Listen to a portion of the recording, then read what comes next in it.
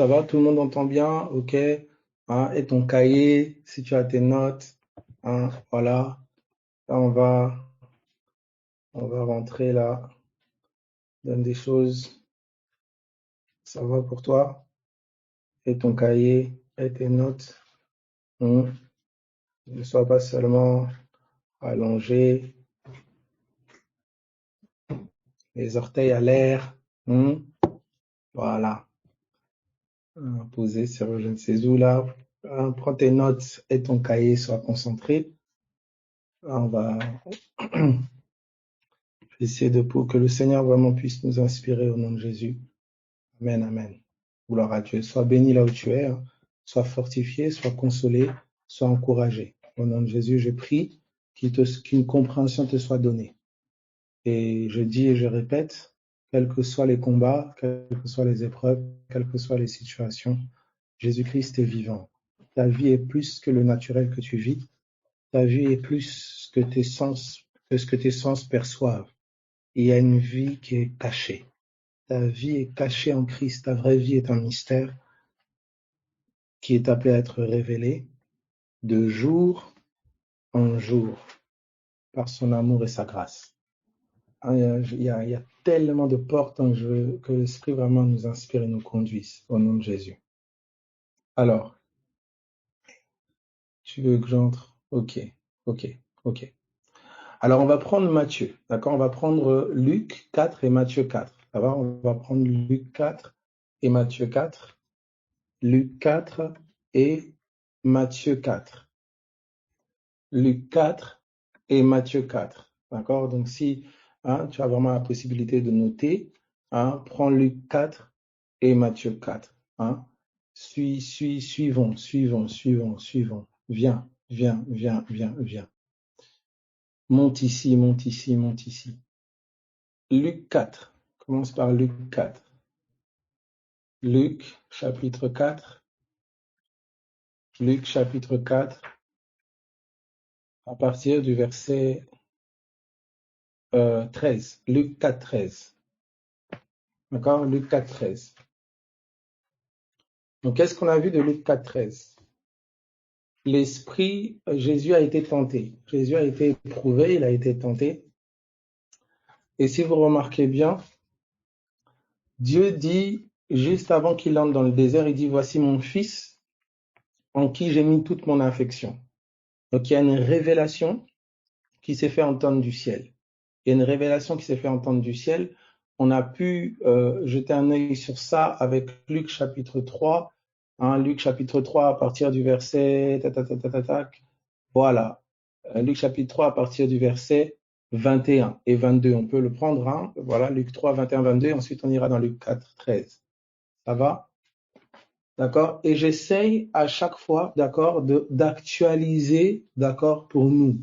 D'actualiser pour nous. Je prie, je crois au nom de Jésus, que l'inspiration puisse nous conduire pour rendre ça palpable à notre niveau. D'accord? Donc voici ce qui est dit. Il est dit ceci. Tout le peuple se faisant baptiser, Luc 3, 21, tout le peuple se faisant baptiser, Jésus fut aussi baptisé. Jésus fut aussi baptisé. Et pendant qu'il priait, le ciel s'ouvrit. Pendant qu'il priait, le ciel s'ouvrit. Ça va? Pendant qu'il priait, le ciel s'ouvrit. Ensuite, et le Saint-Esprit descendit sur lui sous une forme corporelle, comme une colombe. Je répète, et le Saint-Esprit descendit sur lui sous une forme corporelle, comme une colombe. Pendant que je suis en train de parler comme ça, je vais essayer un peu de vous partager aussi simultanément comment les choses aussi se passent au-dedans de moi. Ça va? Pendant que je suis en train de lire comme ça, le Saint-Esprit descendit sous une forme corporelle, mais juste au-dessus, pendant qu'il priait, le ciel s'ouvrit. Ça me conduit dans Actes des Apôtres lorsque Pierre était en train d'annoncer la parole. il est dit ceci, alléluia. Pendant qu'il était en train d'annoncer, la parole dit, le Saint-Esprit descendit sur tous ceux qui l'écoutaient. Voilà pourquoi je crois que la bouche de Pierre ouverte était le ciel ouvert. Est-ce que quelqu'un comprend ce que je dis? Oh, je ne sais pas si quelqu'un a compris. La parole dit que l'Église est la porte du ciel. Je prie que tu sois un ciel ouvert sur ton entourage, dans le nom de Jésus-Christ de Nazareth. Je prie que tu sois une porte du ciel ouverte sur ton entourage au nom de Jésus. Là où Pierre était en train d'annoncer, la parole dit pendant qu'il parlait, c'est-à-dire pendant que la porte de ses lèvres était ouverte. La parole dit le Saint-Esprit descendit sur tous ceux qui l'écoutaient. Oh, je peux discerner que Pierre était un ciel ouvert sur ces personnes-là. Est-ce que ça va pour tout le monde? Gloire à Jésus. Que tu sois un ciel ouvert pour ton entourage. Gloire à Jésus. Alors regarde ceci. Nous sommes dans Luc. Ça, c'est Acte 10 à partir du verset 44. C'est Acte 10 à partir du verset 44. Oui. Alors regardez, nous sommes dans Luc. C'est pas là que nous voulons aller. C'est juste un petit, voilà. Le Saint-Esprit, il est vraiment gentil. Alors regardez, nous sommes maintenant au verset, nous poursuivons avec le verset 22. Le Saint-Esprit descendit sur lui sous une forme corporelle, comme une colombe. Et une voix se fit entendre du ciel. Fit entendre du ciel ces paroles. Tu es mon fils bien-aimé, en toi j'ai mis toute mon affection. Vous entendez ce que la voix dit? Il y a un message, il y a une parole qui sort, il y a une parole qui résonne. Et une voix fit entendre du ciel ces paroles. Tu es mon fils bien-aimé en qui j'ai mis toute mon affection. En toi j'ai mis toute mon affection. Et cette parole-là, d'accord, cette parole-là, dans le chapitre 4 de Luc, vous allez voir que le serpent ne fera que tenter Jésus sur ce qui a été dit là. Si tu es le Fils de Dieu, si tu es le Fils de Dieu, si tu es le Fils de Dieu, est-ce que tu comprends ça?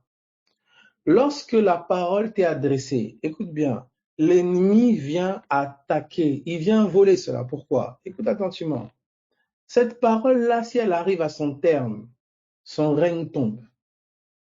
Si cette parole se manifeste pleinement, son règne tombe. Là, nous sommes dans Luc chapitre 4 maintenant, à partir du verset 13, comme au départ. Luc 4, 13. D'accord? Donc, nous étions dans Luc 3, 21, où nous avons vu le ciel qui s'est ouvert, l'Esprit qui est descendu.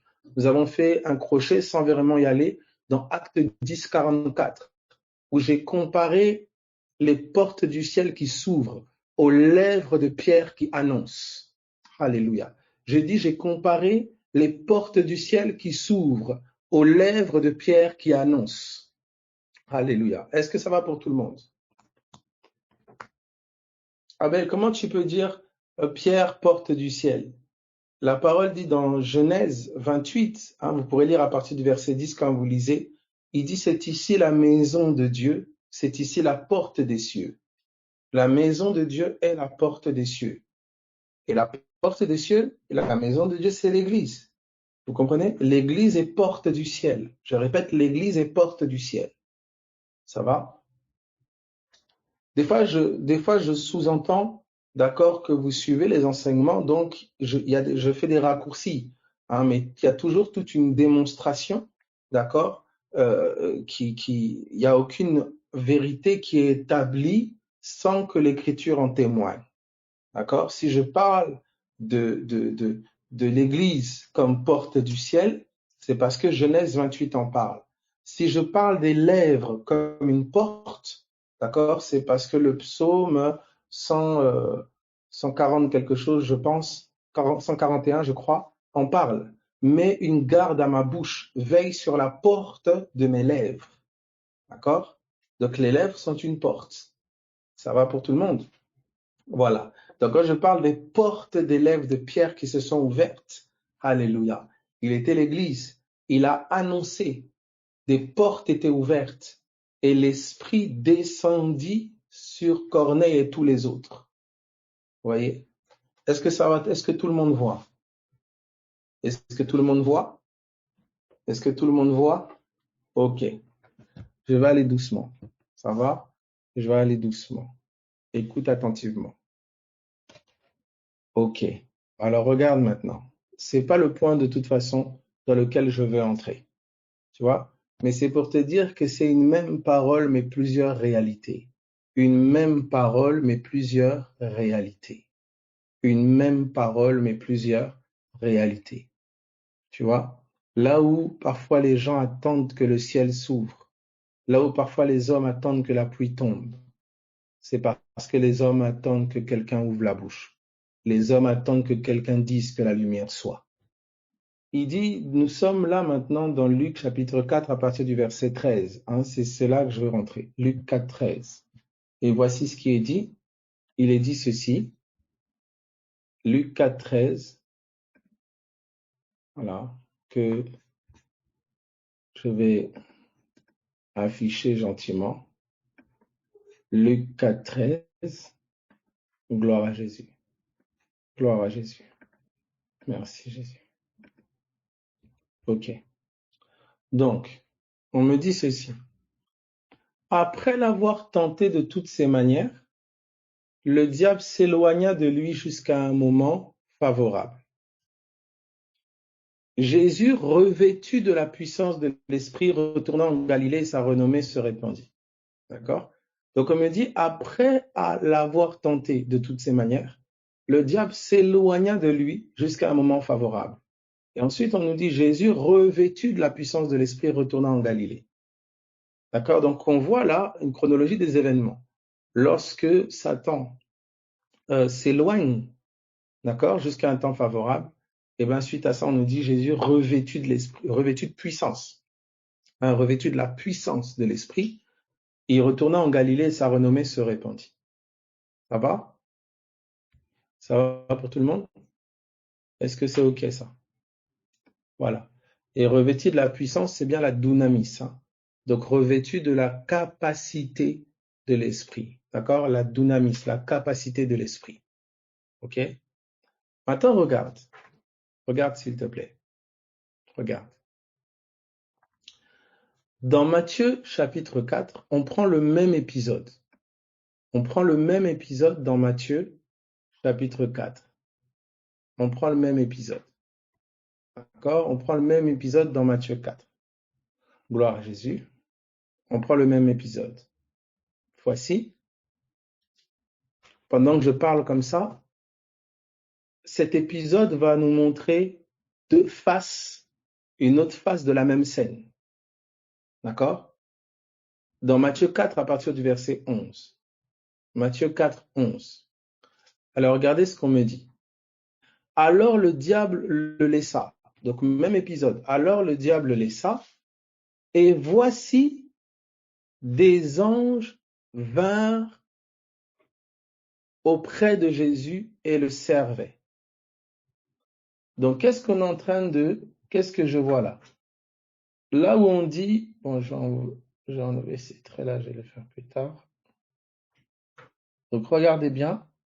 Là où on dit le diable le laissa et après Jésus revêtu puissance. D'accord? Et bien là, on a, pareil, le diable laissa. Donc ça, c'est Luc 4, 13 et 14. Mais dans Matthieu 4, 11, on a pareil, le diable le laissa et on a des anges servent Jésus. Ça va? Donc on en déduit puissance équivaut service des anges. Ou vous pouvez dire ministère des anges. Est-ce que ça va? Ça va pour tout le monde? Voilà. Tu vois un peu? Ok. Gloire à Jésus. Tu vois? Maintenant, on va ajouter un texte justement qui conforte aussi encore cette pensée-là. Tu vois, donc tu vois un peu? Voilà. Donc regarde, on va ensemble dans 2 Thessaloniciens. 2 Thessaloniciens. 2 Thessaloniciens, à partir du verset, tac, tac, tac, tac, tac. Où es-tu? Tuc, tuc, tuc, tuc. Voilà. À partir du verset, t'as une preuve? Auquel vous donnez à vous qui êtes affligés. Nanana. Donc à partir du verset 6. 2 Thessaloniciens 1, 6. 2 Thessaloniciens 1, 6. Voilà. Donc regardez ce qui est dit. Car il est de la justice de Dieu de rendre l'affliction à ceux qui vous affligent et de vous donner à vous qui êtes affligés du repos avec nous lorsque le Seigneur, regardez, apparaîtra du ciel avec les anges de sa puissance. Lorsque le Seigneur Jésus apparaîtra du ciel avec les anges de sa puissance. Ça va pour tout le monde? Hein? Les anges de sa puissance. Voilà. Ça va jusque-là? C'est bon? Voilà. Donc, qu'est-ce qu'il faut comprendre, hein, tout simplement? C'est que derrière le mot dunamis, c'est-à-dire capacité, en fait, qui est derrière la capacité, les capacités spirituelles, les diverses capacités spirituelles, les diverses opérations spirituelles, c'est les serviteurs célestes, qui sont les anges. Est-ce que ça va? Alors maintenant, regardez ceci. Ça va pour tout le monde? Hein? Voilà. Regarde bien maintenant, s'il te plaît. Donc, on a posé cette chose ici, ange puissance. Ça va? Maintenant, tu sais que veut dire le mot ange? Donc, voilà. Ange égale messager. D'accord? Donc, derrière la puissance, derrière les différentes opérations, il y a des messagers qui portent un message. Tu comprends? Il y a des messagers qui portent un message. Regarde maintenant, s'il te plaît. Regarde bien. Regarde. Nous sommes maintenant dans le psaume 103. Psaume 103. Ça va jusque-là? Psaume 103. Tu comprends ça? Donc quand tu dis ange là, bien sûr, hein, je parle des bons comme des mauvais. Hein. Ça va? Ange des ténèbres ou ange de Satan. Hein. Ange des ténèbres, c'est démon. Hein. D'accord? Messager de Satan. Et ange de lumière, d'accord? Donc les bons esprits, d'accord? Donc vous pouvez mettre les mauvais esprits et les bons esprits. C'est-à-dire que derrière les œuvres ténébreuses, il y a un esprit. C'est pour ça que tu dois comprendre qu'il y a des choses avec lesquelles tu peux lutter. Toi, tu vois que c'est simplement une habitude ou une addiction, mais tu n'es pas conscient qu'il y a une entité, en fait, qui maintient cette œuvre-là dans ta vie. Et cette entité ne tombera ni par ta capacité, ni par ta force, ni ta bonne volonté. Cette entité tombera face à un autre esprit plus fort que lui. Je répète, face à un autre esprit plus fort que lui. Alors maintenant, regardez, on est dans le psaume 103, à partir du verset 20. Psaume 103, à partir du verset 20. On peut même prendre pour vous dire à partir du verset 19. À partir du verset 19. Psaume 103, verset 19. Alors regardez. Bénissez l'Éternel, vous ses anges, qui êtes puissants en force. Bénissez l'Éternel, vous ses anges. Alors, verset 19, l'Éternel a établi son trône dans les cieux. Intéressant. L'Éternel a établi son trône dans les cieux. Alléluia. L'Éternel a établi son trône dans les cieux. L'Éternel a établi son trône dans les cieux. Écoute cette phrase-là. Hein?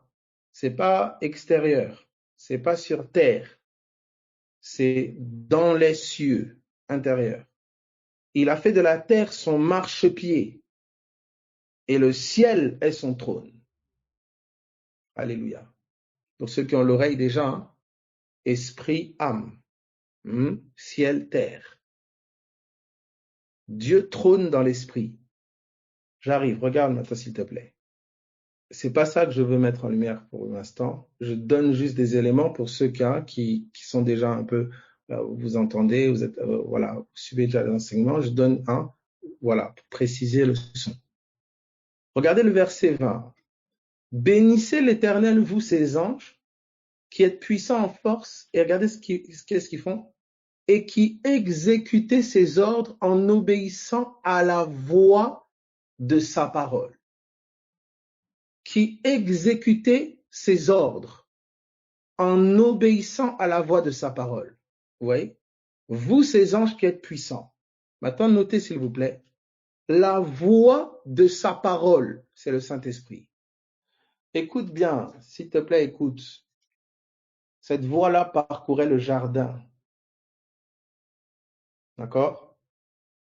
Ok. C'est cette voix-là qui fait écho quand quelqu'un naît de nouveau. On entendit comme un bruit. Bruit là, c'est voix à la Pentecôte. Écoute bien. Est-ce que ça va jusque-là? Est-ce qu'on peut évoluer? Ok. Le Saint-Esprit te donne une voix. Tu entends ça? Il te donne une voix. Via la parole de vérité, via l'évangile. Tu as une voix. Jésus dira d'une autre manière, il dit, des fleuves d'eau vive jailliront de ton sein. Autrement dit, des paroles de vie. Une voix vivante va jaillir de toi. Regarde maintenant la puissance du Saint-Esprit, la puissance au service de cette voix. Regarde ce qu'on nous dit ici. Bénissez l'Éternel, vous ses anges, qui êtes puissants en force et qui exécutez ses ordres en obéissant à la voix de sa parole. Quand la parole parle, il y a des êtres invisibles, puissants, qui exécutent la voix de la parole. Ils n'exécutent pas la voix d'un homme. Ils ne suivent pas la voix d'un humain. Ils n'obéissent pas. Ils disent, oh, va me chercher mes chaussettes. Non, ils ne vont pas chercher tes chaussettes. Ils ne suivent pas la voix d'un homme. Ils obéissent à la voix de la parole.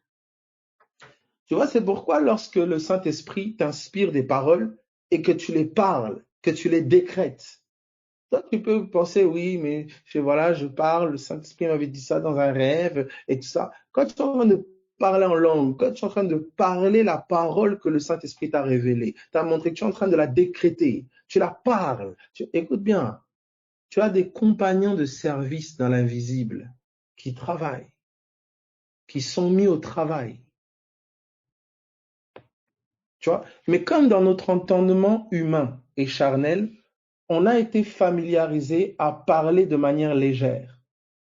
Mais on ignore que justement, écoutez, la mort et la vie sont au pouvoir de la langue. Comprenez que si certains obéissent à la voix de la parole de Dieu, certains obéissent aussi à la voix, écoutez bien, des ténèbres. Quand je vous disais tout à l'heure, quand les enfants d'Israël étaient en train de marcher dans le désert, vous entendez ça? Leur bouche a appelé les calamités.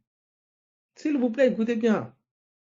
Ils murmurent, boum, serpent brûlant. Ils murmurent, boum, eau de Mara. Mais regardez bien, eau de Mara, serpent brûlant, toutes ces réalités, c'était le témoignage de la parole qui les habitait. Les eaux amères, les serpents brûlants, etc., etc. Oui, as-tu déjà fait l'expérience de cette parole en la proclamant à personne? Bien sûr. Nous ne parlons pas de ça. Si tu n'as pas fait l'expérience, tu n'as pas autorité pour parler. que ce soit parole pour guérison, parole pour délivrance, parole pour une situation. Vous voyez? Et ça, c'est pas parce que tu parles, oui, au nom de Jésus, au nom de Jésus. Non. La proclamation, c'est une réalité qui prend place par la révélation dans ton cœur. Tu vois, c'est dans ton cœur. Et en fait, cette parole qui travaille au-dedans de toi, elle fait une œuvre en toi et au travers de toi. Que ce soit au sein de ta famille, que ce soit au sein de tes proches, etc. Tu vas avoir la conversion de tes proches, etc. La parole travaille. La parole travaille. Ceux qui connaissent mes proches, vous savez, vous connaissez certains mon histoire, hein, que ce soit mes proches, mes frères, mes sœurs, des plus lointains, comment la parole a travaillé, converti, etc. Et je dis toujours, c'est pas le fruit d'efforts. La parole, elle est vivante. La parole de Dieu est vivante. Elle cherche un vase qui la porte. Alors, est-ce qu'on est arrivé à la pleine mesure de sa manifestation? Non, on grandit. On grandit. Mais on sait apprécier les gouttes, on sait apprécier les verres, on sait apprécier les seaux, on sait apprécier les baignoires, on sait apprécier la piscine et on veut apprécier l'océan et tout ce que tu veux. Vous comprenez? Tout au commencement était la parole. Pas au commencement, ça commence par la pensée dans ton cœur. La garder fidèlement, c'est le combat des disciples. C'est de garder la pensée du Seigneur, de garder la parole de Dieu, quels que soient les vents, l'adversité, les situations, garder la pensée de Dieu. Et ça, sans la prière, c'est presque pour pas dire impossible. Regardez ce qui est dit ici. Bénissez l'Éternel, vous ses anges, qui êtes puissants en force et qui exécutez ses ordres en obéissant à la voix de sa parole. Regardez maintenant ce qu'il va dire. Bénissez l'Éternel, vous toutes ses armées. Il dit, d'accord, regardez ce qu'il dit. Bénissez l'Éternel. Il dit d'abord ses anges. Regardez bien s'il vous plaît. Il dit bénissez l'Éternel, vous ses anges. Après il dit bénissez l'Éternel, vous ses armées, serviteurs. Ça va? Qui faites sa volonté. Et pour votre information, les anges sont des esprits au service de Dieu pour accomplir un ministère envers ceux qui ont hérité du salut. Donc les anges sont des serviteurs. Ça va? C'est pour ça qu'un authentique ministère, écoutez bien, je le répète, et je le répète encore, tu n'es pas un ministère parce que tu as fait une école biblique. Tu peux faire une école biblique 3 ans, 4 ans, 5 ans, 10 ans, 25 ans, 30 ans si tu veux. C'est pas une école biblique qui qualifie. Tu peux apprendre tous les versets, tu peux faire toutes les écoles que tu veux. Ce n'est pas une école biblique qui qualifie. L'école biblique, c'est l'école de ta vie. J'explique. Au quotidien, la place que la parole a dans ton quotidien, le ciel le voit. Les diverses épreuves que tu traverses, les diverses choses que tu confrontes, là où dans ta vie, tu fais le choix entre la parole et telle chose, entre la parole et telle autre chose, entre la parole et l'argent, entre la parole et ta famille, entre la parole et ce que tu aimes, entre la parole et ta chair. Eh bien, la parole développe sa seigneurie sur ta vie. Et ça, le ciel le voit. Et au temps marqué, quand le ciel le décide, ou voilà, ça c'est selon la préscience de Dieu, eh ben, il peut être affecté une mission. La parole, au travers de toi, va accomplir une mission.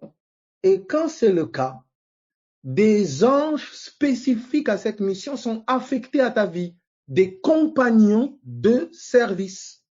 C'est-à-dire la différence entre quelqu'un qui est établi par les hommes et quelqu'un qui est établi par le ciel, c'est que celui qui est établi par le ciel a l'assistance des compagnons célestes. Attention, il ne s'agit pas. Et cette assistance-là, elle va se voir dans le feu, elle va se voir face à l'adversité, elle va se voir dans les épreuves, elle va se voir dans la révélation, elle va savoir de l'expression des dons. Il y a une assistance, vous comprenez? C'est cela. Un prophète, il marche avec les anges de la prophétie. Un apôtre, il marche avec les anges qui travaillent avec les apôtres. Un docteur enseignant, il marche avec les anges de la révélation, ceux qui portent l'enseignement. Un évangéliste, idem. Un roi, idem. Il y a des anges qui travaillent à la royauté. Quelle que soit la chose dans laquelle tu as infiltré ou envoyé, ou voilà, en fait, c'est la parole qui prend forme en toi. Tu vois, la parole, plus elle va prendre forme en toi, et puis elle va prendre la couleur, Christ en toi va prendre la forme de l'enseignant, Christ en toi va prendre la forme de l'apôtre, Christ en toi va prendre la forme de l'évangéliste. C'est pas ton ministère, c'est le ministère de Christ en toi.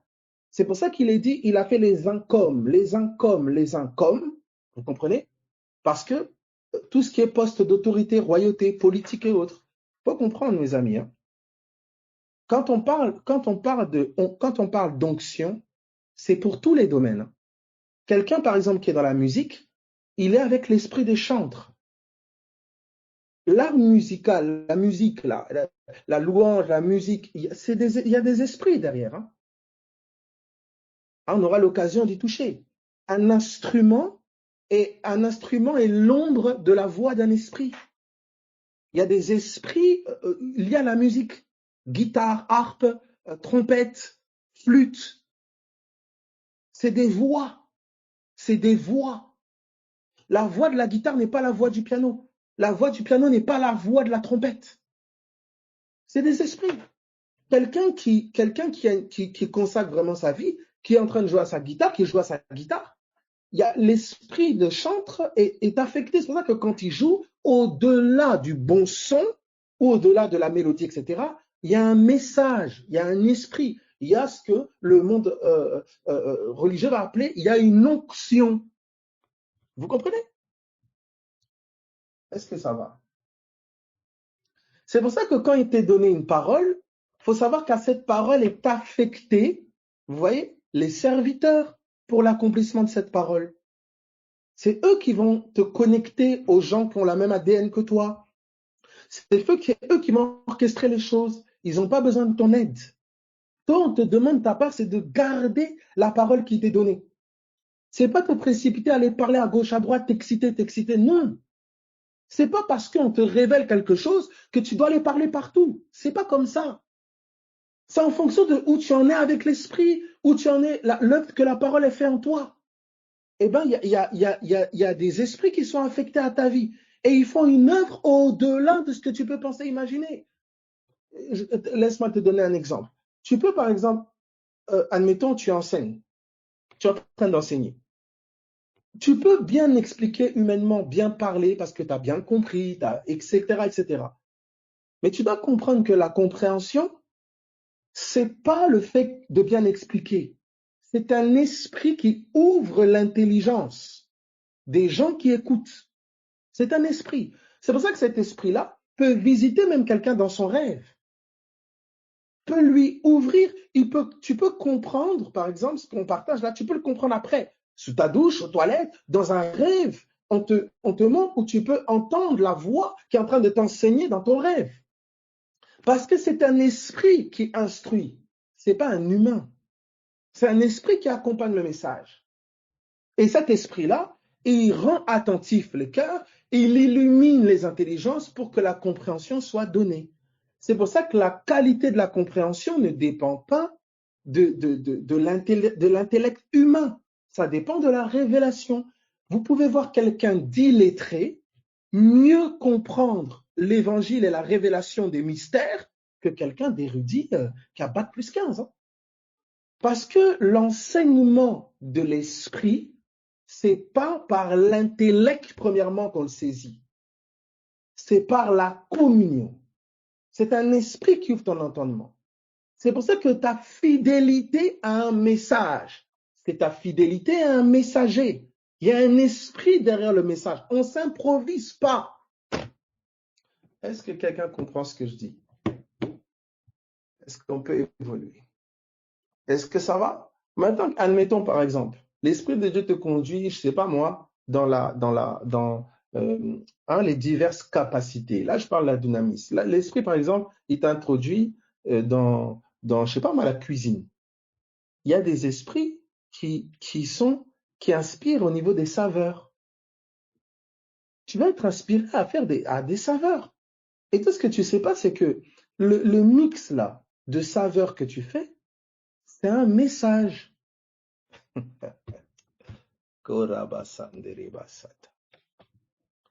Tu comprends ce que je dis?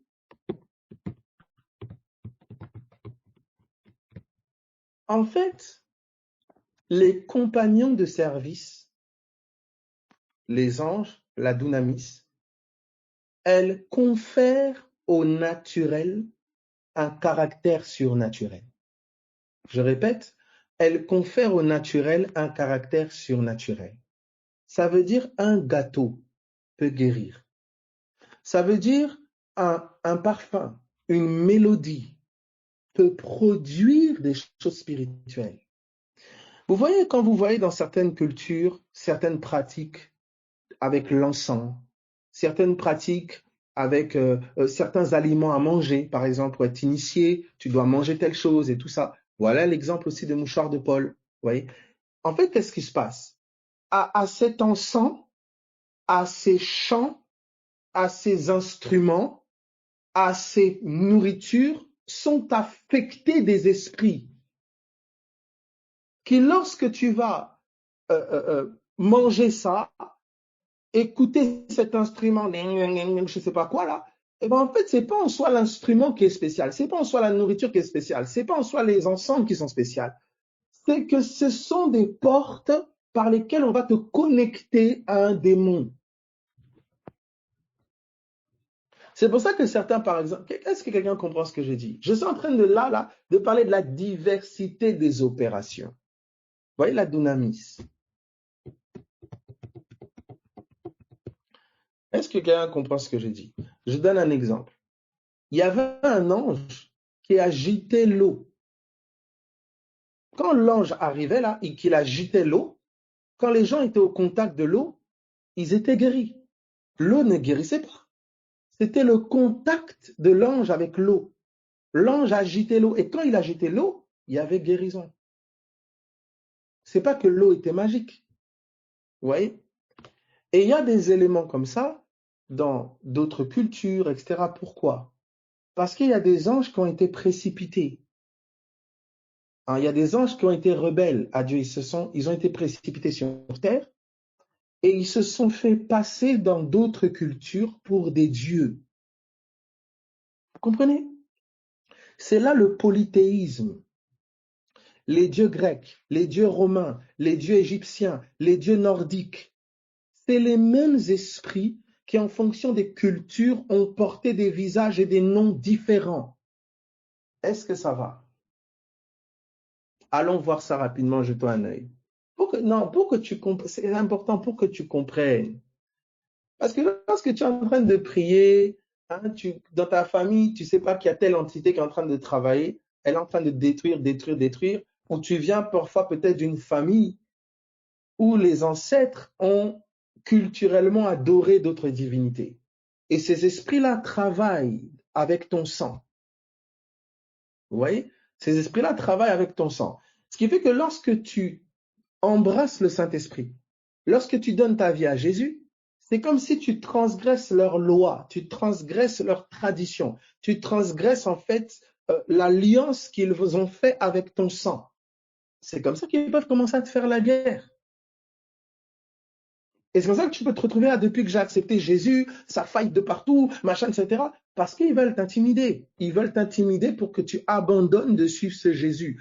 Parce que ce Jésus les terrorise. Ce Jésus est leur maître. Il est Seigneur sur eux. Tu comprends ça? Oh, je sens un esprit guerrier qui est en train de se lever en toi. Tu vois ça? C'est pour ça qu'à chaque fois que tu prends ta Bible, on t'endort, tu as des douleurs. À chaque fois que tu écoutes une prédication, tel message, machin, etc., ça parle de Jésus, pourtant, tu as des migraines, tu as des douleurs, tu es irrité, tu es ceci. Parce on veut t'empêcher de pleinement suivre ce Jésus, ce Saint-Esprit. Parce que te soumettre à l'évangile, c'est leur résister et c'est les faire fuir. Ils n'ont de force que ton ignorance de combien Jésus est grand. Ils n'ont de force que ton ignorance de combien Jésus a triomphé sur eux. Vous voyez? Alors, il y a des cultures parfois qui vivent ces choses-là plus fortement que d'autres parce que leurs pères sont plus fortement initiés. Vous voyez? Des cultures parfois afriques, nordiques, sud-américaines, asiatiques, parfois d'Europe de l'Est, ou parfois c'est des cultures vous voyez, religieuses, traditionnelles, etc. C'est un esprit, c'est des esprits. Alors on dira, oui, mais en France, Abel, il n'y a pas de sorcellerie. Ah, il y a de la sorcellerie. Et deuxièmement, il y a aussi des esprits religieux. Vous devez savoir que derrière les ismes, il y a des entités spirituelles qui, avec des doctrines, des traditions, maintiennent dans la captivité ceux qui sont, adhérents de cela. De telle sorte que lorsque vous osez toucher à la tradition, en fait, il y a une colère. La colère de ces esprits-là, gardiens de ces traditions, c'est ce à quoi vous faites face. Les esprits, ces anges-là, règnent par des traditions, des messages établis dans l'entendement des gens qui suivent ces choses-là. C'est des prisons de mentalité. Ils établissent des mensonges dans les entendements, dans les mentalités, dans tous les secteurs économiques, médicaux, tous les secteurs. Est-ce que quelqu'un est en train de comprendre ce que je dis là? Regardez ceci. Regardez, je montre ici. Le psaume 103. Regarde. Bénissez l'Éternel, vous toutes ses armées, qui êtes ses serviteurs et qui faites sa volonté. Regardez maintenant ce qu'il dit. Bénissez l'Éternel, vous toutes ses œuvres. Comment une œuvre va bénir l'Éternel? Tu comprends ça? Tu vois? Ouvrage, action. Tu vois? Vous bénissez l'Éternel, vous toutes ses œuvres. Donc les œuvres peuvent parler? Mais oui. Parce que regardez, ange, armée, œuvre. Vous le voyez? Ange, armée, œuvre. Ange, armée, œuvre. Vous comprenez? Derrière une œuvre. Ah, ça a coupé. Vous m'entendez? Alléluia. C'est pour ça que vous allez comprendre, voilà. C'est pour ça que vous allez comprendre l'œuvre achevée de Christ. C'est très important. L'œuvre de la croix, qui est derrière? C'est Dieu lui-même. Alléluia. Tu comprends ça? Quand tu élèves l'œuvre de la croix, c'est Dieu lui-même que tu élèves. Maintenant, quand tu élèves l'œuvre, par exemple, de la cupidité, l'œuvre du péché, l'œuvre, tu es en train d'élever l'entité qui cause ça. Tu entends ça? Tu es en train de faire la louange des œuvres de cette entité-là. Écoutez, regardez. Alléluia. Regardez. Ange, armée, œuvre. J'aimerais que tu prennes ces trois lignes, cette ligne-là. Ange, armée, œuvre. Tu vois? Maintenant, comprends cela. Que derrière des œuvres, il y a une entité. Une œuvre, elle ne vient pas du vide. Non. Il y a quelqu'un derrière. Alors, il y a des lois. Ces lois-là, écoute bien, hein, la loi de la gravité, les différentes lois, d'ailleurs, dont que les scientifiques constatent. Par exemple, telle maladie évolue comme ça. Voici les étapes. Telle grossesse évolue comme ça. Voici les étapes. La loi de la gravité, tu vas jeter le truc en l'air. Voici comment ça va se passer. Pourquoi? Écoute attentivement, s'il te plaît. Derrière ces lois, il y a des armées qui les font respecter. Ok. Maintenant, je vais avec toi. Genèse chapitre 2, verset 1er et Job chapitre 38. D'accord? Voilà. Il y a des armées qui font respecter. Donc, tu vois, sur le plan naturel, c'est comme un processus, une logique. Mais en fait, derrière cette loi naturelle, cette logique, il y a un esprit. C'est pour ça que quand cet esprit fait face à Jésus et qu'il se stoppe ou qu'il s'arrête dans son œuvre, c'est ce que toi tu vas appeler miracle. Parce que l'autorité de la parole de l'évangile est au-dessus de toute autorité, domination, principauté, au-dessus de toute loi. Tu comprends ça? Regarde. Alléluia. Regarde bien. Un très bel exemple aussi que je trouve, c'est, vous allez bien le voir dans le livre d'Apocalypse. Parce que Apocalypse, c'est le livre où le voile a été levé. Apocalypse signifie action d'ôter le voile.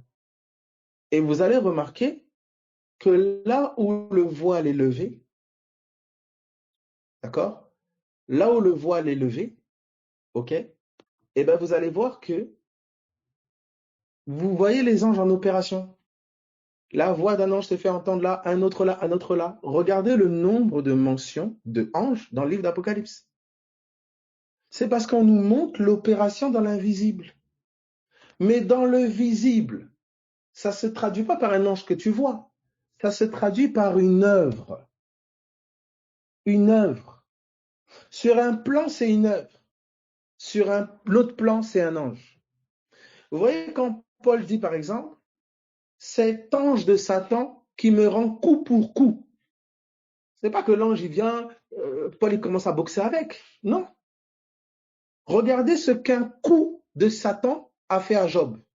Ulcère.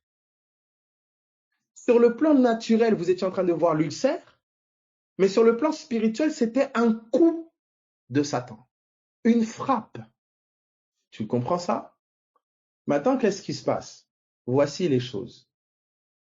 Au commencement, l'Éternel, il a fait, d'accord? L'Éternel a fait toutes les armées qui régissent, qui gardent les lois.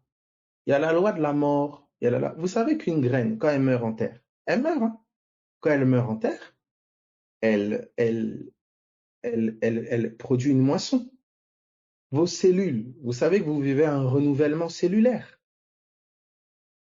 C'est-à-dire qu'il y a des cellules qui doivent mourir. On appelle l'apoptose, la mort cellulaire.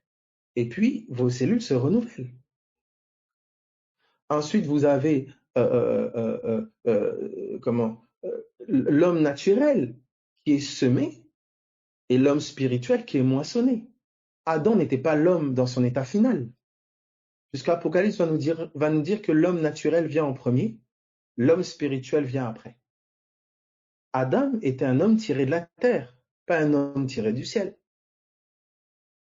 Il était la version chenille de l'homme. Il devait basculer en papillon. Maintenant, qu'est-ce que le péché? Le péché, c'est le désordre. Vous comprenez? Par la désobéissance de l'homme, l'ordre a été perturbé. Tu comprends maintenant quand je suis en train de t'expliquer l'organisation dans l'invisible. C'est une très grosse organisation. Maintenant, regarde. Est-ce que jusque-là, ça va pour tout le monde? Donc, tu as vu, on a dit Genèse 2, à partir du verset 1er, quelqu'un d'ailleurs l'avait affiché, Genèse 2, 1, ça dit « Ainsi furent achevés les cieux et la terre et toute leur armée. » Les cieux, la terre et toute quoi? Toute leur armée. Tu comprends? Tu as vu des militaires, toi, qui se promènent sur la terre ou je ne sais? Non. Parce qu'il y a une armée invisible. Tu vois, il y a une armée invisible. Maintenant, regarde. Je poursuis avec toi. Nous allons dans Job. Job 38. À partir du verset 33. Regarde maintenant. Regarde bien. Connais-tu les lois du ciel? On pose la question à Job. Connais-tu les lois du ciel? Il dit, règles-tu son pouvoir sur la terre? Tu vois ça? Connais-tu les ordonnances des cieux? Disposes-tu de son pouvoir sur la terre? Le ciel a un pouvoir sur la terre au travers d'ordonnances, de lois. C'est pour ça que lorsqu'il y a des lois qui sont transgressées, il y a des malédictions qui sont en opération. Ces malédictions-là sont exécutées par les anges de ténèbres. Et les bénédictions sont exécutées par les anges de lumière. Est-ce que quelqu'un comprend ce que j'ai dit? Oui ou non? Vous comprenez? Ça veut dire que quand vous voyez, c'est très important. Vous savez, quand tu ne comprends pas ça, tu ne vas pas comprendre l'importance de la prière. Tu vois, quand tu as une conception très charnelle et une lecture très terrestre des choses, tu ne vas pas comprendre la place de la prière. La prière te donne d'interagir avec cette réalité-là. Parce que cette réalité-là, écoute-moi bien, elle est régie par la parole. Dans cette réalité-là, tout est par la parole. Tu entends quand on dit ange, ange, c'est messager. C'est messager. Il y a une guerre des messages. Il y a des informations qui circulent. Et ton cœur est l'antenne. Alléluia. Ton cœur est l'antenne. On te dit ici, tout ce que tu vois, écoute bien, tout ce que tu vois dans l'Ancien Testament, la pierre de David qui va toucher le front de Goliath, la gueule des lions qui va être fermée, le feu qui va pas consumer, tout ce que tu voyais de miraculeux, c'est parce que cette armée dans l'invisible était en opération. Quand tu vois par exemple Élisée qui ne panique pas face à toutes les armées syriennes, parce que des chars de feu, des commandos d'élite céleste étaient là, ils avaient déjà entouré la ville. Pour un seul homme, même pas né de nouveau. Ah, Jésus. Je répète, pour un seul homme, même pas né de nouveau, la ville était encerclée. Alors pour toi qui es né du ciel, tu entends ça? Regarde, c'est un ange qui a fermé la gueule des lions pour pas qu'ils mangent Daniel. Je montrerai ça. C'est un quatrième homme qui était au milieu du feu, qui fait que le feu n'a pas consumé. La loi de la combustion n'a pas fonctionné.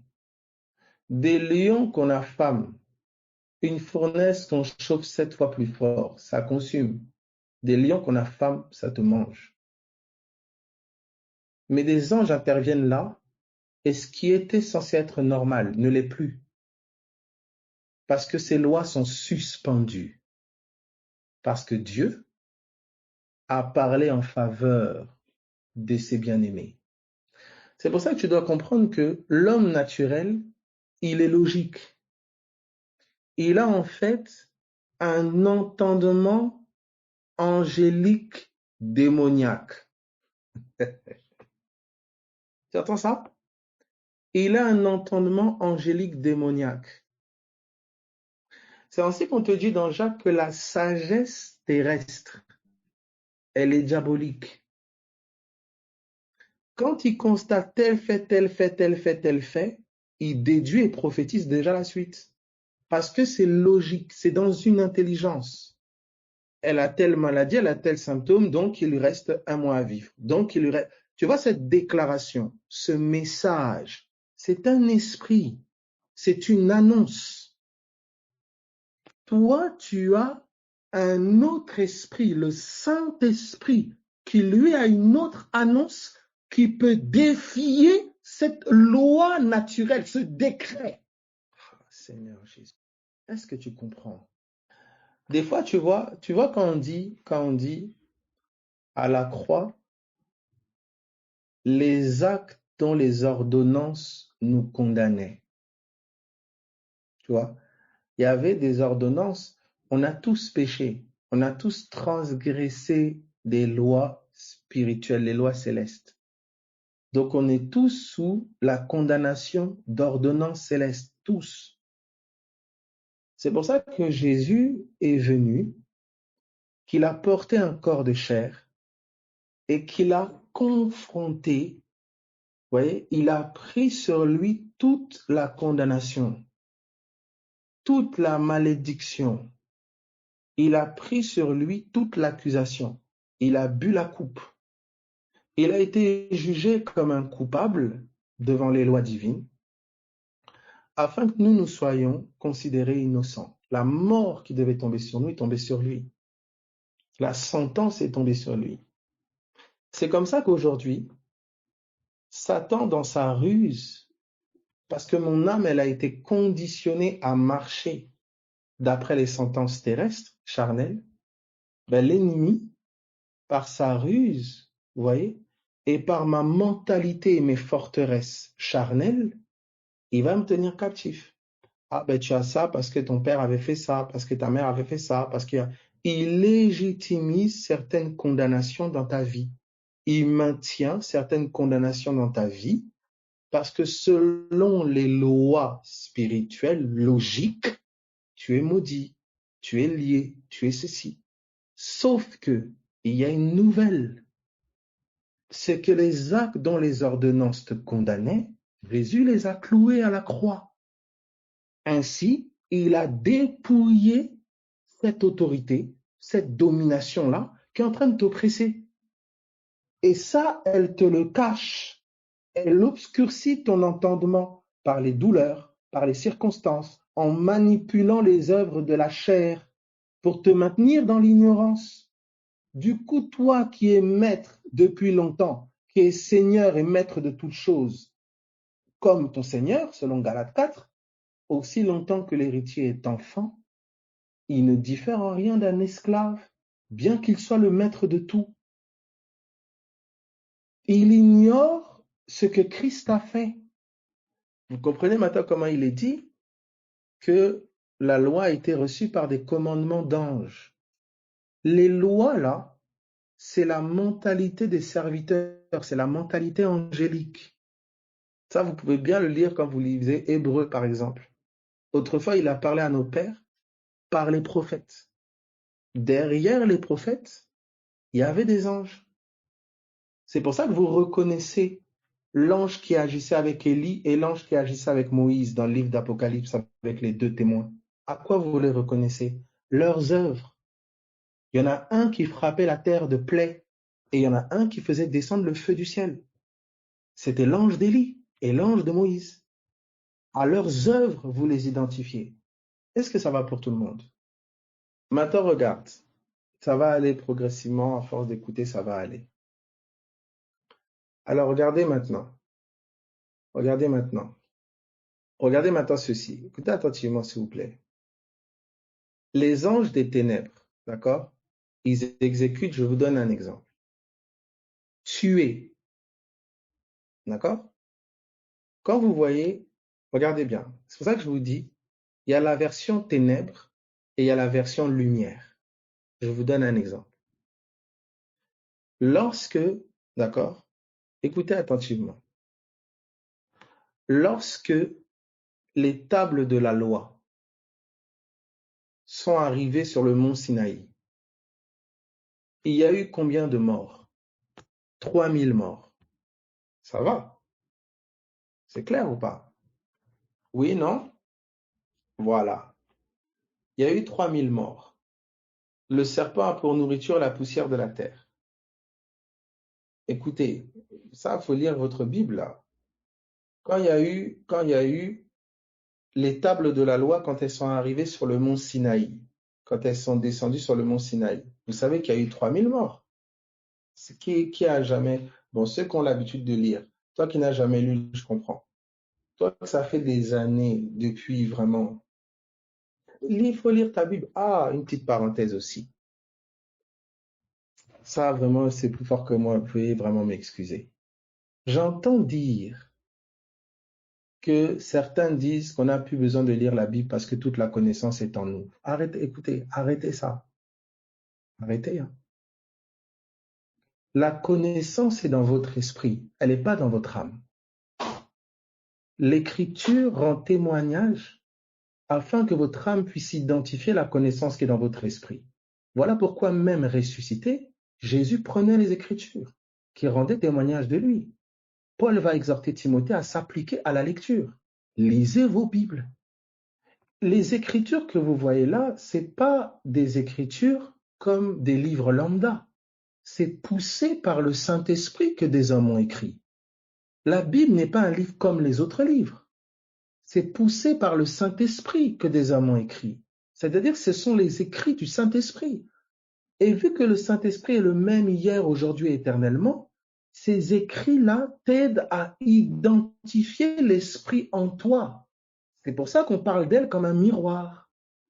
Donc ne tombez pas dans cette histoire de piège de ne pas t'appliquer à la lecture parce que tu as la flemme de lire, parce qu'on est dans une génération de divertissement et de paresseux, tu comprends? Et commencer à te donner des écrits. Oh non, on n'a pas besoin de lire, toute la connaissance est déjà téléchargée. Ah, écoutez, arrêtez. Paul avant toi, il a lu. Timothée, il a lu. Jésus lui-même a lu. Toi, dis-moi, tu es qui? S'il vous plaît. Même un peu d'humilité, même pas beaucoup, juste un peu d'humilité. Tu n'as pas besoin de lire Ézéchiel.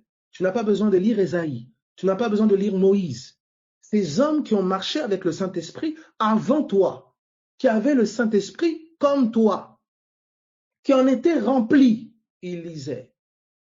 Toi, tu es devant Google, tu es devant Instagram, devant Snap, devant... Mon ami, lis ta Bible. Applique-toi à la lecture. Apocalypse, heureux celui qui lit. La Bible n'est pas un livre comme les autres. Non, c'est poussé par le Saint-Esprit que des hommes ont écrit. Ce n'est pas un livre comme les autres. Alors maintenant, on peut parler du canon. Oui, mais on n'a retenu que 66, alors qu'il y en a 76, il y en a 82. Écoute-moi très bien. Un déjà, même un, c'est bien. Même la Torah, déjà les 5 livres de Moïse, c'est bien. Mais il y a des écritures. Lis-les. Moi, ça m'étonne que d'autres veulent chercher des livres de Nathan, des livres d'Enoch. Déjà, tes 66 livres que tu as dans les mains, tu ne les lis même pas. Tu vas encore chercher d'autres livres. Lis ta Bible. Lis ta Bible. Ce n'est pas les paroles d'un homme, c'est les paroles du Saint-Esprit. Parenthèse. Maintenant, regardez ceci. J'explique maintenant ceci. Quand Moïse est descendu avec l'étape de la loi, quand la loi a été donnée à Moïse sur le mont Sinaï, il y a eu 3000 morts. 3000 morts. Parce que le peuple avait fait n'importe quoi, tout ça, 3000 morts. Quand l'Esprit est descendu sur Sion, c'est-à-dire à la Pentecôte, il y a eu combien de morts? Y a-t-il eu des morts? 3000 morts, oui. À la Pentecôte, il y a eu 3000 morts. Mes frères, jamais lu. Ah non. À la Pentecôte, il y a eu 3000 conversions. Mais tu vois, c'est pas la mort comme ton entendement charnel le conçoit. C'est-à-dire, c'est pas la mort comme les anges des ténèbres. Tu vois? C'est pour ça maintenant je t'explique ceci. Les anges sont des interprètes. Écoute bien s'il te plaît. C'est des interprètes ou, je sais pas comment je pourrais te dire, des convertisseurs.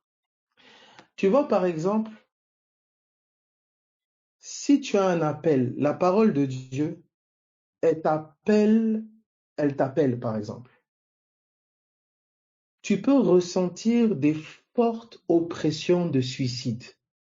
Ces fortes oppressions de suicide, c'est l'esprit mauvais qui instrumentalise ton entendement. Mais l'appel à mourir à soi, c'est d'abord l'appel à se convertir. Je donne encore un autre exemple. Tu te sens seul, tu ressens un fort besoin d'être avec un homme. Tu es fort, j'ai besoin d'un homme, j'ai besoin d'un homme. ton entendement obscurci va te faire poursuivre un homme d'en bas, un homme fait de chair et de sang, parce que ton entendement est charnel. Alors que ce désir d'un homme est d'abord le désir de Christ. Qu'est-ce que les anges des ténèbres? C'est les anges qui opèrent depuis ton entendement obscurci. Ce qui fait que la parole de Dieu est interprétée à l'étage le plus inférieur. Dieu t'appelle à mourir. Dieu t'appelle à haïr. Dieu t'appelle à convoiter. Ah ben là, oui, oui, convoite Christ. Mourir, meurs à toi. Faites mourir ce qui est terrestre en vous. Offrez des victimes. Tu tues les gens quand tu les convertis par l'épée de l'évangile. Quand Jésus est descendu de la montagne, Pierre a coupé l'oreille avec son épée physique. Il a coupé l'oreille du soldat. Mais Jésus, avec l'épée de la parole, il a guéri l'oreille. Et écoutez bien, le cœur de ce soldat a été transpercé par l'épée de l'esprit.